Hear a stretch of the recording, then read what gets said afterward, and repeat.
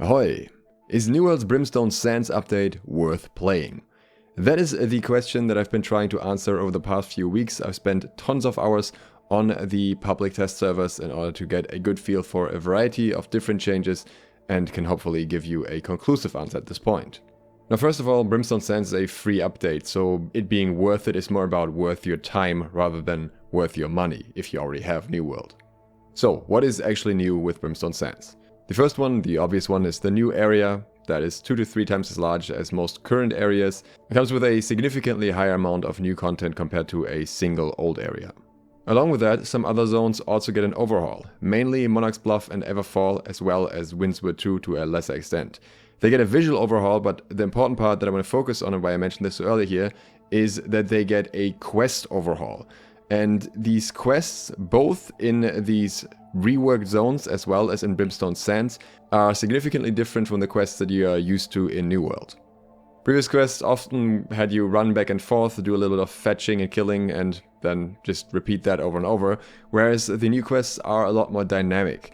You will have many situations where the NPC that you're doing the quest for will actually move to a new location after you finish a part of the quest, and the quests often continue in the same place without requiring you to talk to an NPC at all.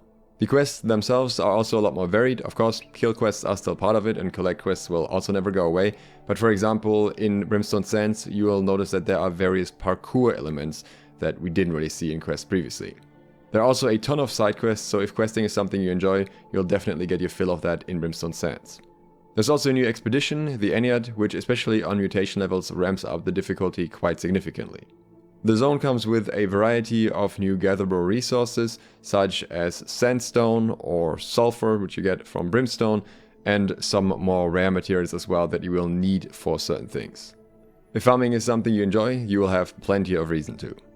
Next, let's not ignore the elephant in the room. There's of course the new weapon as well, the Greatsword. This is a very interesting and versatile weapon, and we'll yet have to see how it'll fit into the meta, but it's very likely that at least in PvE this will be very popular just because of the insanely high damage this comes with. Since there are no Australian servers, I had to play on American servers, and generally high ping makes the weapons in New World feel really terrible because it gives them this odd pre-delay. That delay was still present with the Greatsword, but even under these more annoying circumstances, this still felt fantastic to play. This is an extremely satisfying, fluid weapon, very responsive, and I think a lot of people will really enjoy it.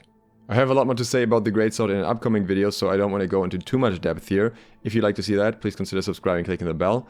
But at this point I will say that I think it's a weapon that's absolutely worth trying out at least, because I think a lot of different types of playstyles can somewhat support it. Similarly, we have the addition of Heartrunes, which are essentially ultimate abilities that charge by dealing damage and taking damage or healing. And with these ones, I'm a little bit more skeptical. I think they will be a fun addition to the game for sure, because they are very fun to use, they feel very fun. But I think they're gonna topple the balance in some areas of the game quite a lot, because they can be very impactful, especially with weapons that can quickly charge them, whereas weapons that can't as quickly charge them won't benefit nearly as much. I'm suspecting that there will have to be relatively sweeping balance changes to the Heartrunes in the foreseeable future in order to not make the game too one-sided in terms of what runes are being used and how effective they are. Many of the Heartrunes and also a lot of named Greatswords actually drop from expeditions that are already in the game, so this update will also give us some reasons to rerun content that some of us may have already done. If you haven't played in a while and had some tuning ops before you left, you may be able to skip this part though, because those have turned into caches for the expedition, and these caches can also drop the Heartrunes. Additionally, pretty much everyone will also have to upgrade their gear in another way, and that's through the Runeglass Gems. These provide your cut pristine gems with a secondary effect and can be slotted in weapons and armor. It is worth noting though that they come with a trade-off, which is that they reduce the primary effect of the gem that you're using. While many of them will probably still be worth it, it means that you're not at a massive disadvantage if you don't have a full Runeglass gem set yet. The Runeglass cases also require a variety of rare materials to be crafted. And all of these can only be found in Brimstone Sands, many of those only in specific locations. Likewise, there are the golden scarabs. These allow you to craft gear with 2 locked perks instead of just 1, and will likely be highly popular. On one hand, this gives crafters something new to do, but on the other hand, this is also an opportunity to farm and make gold if you are inclined to do so.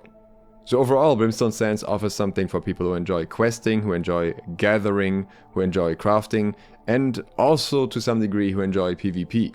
Obviously, with every high-level player being in the zone, there's gonna be a lot of competition in general happening, but you also have a higher chance to get many of the rare resources if you're PvP flagged, because that increases your luck.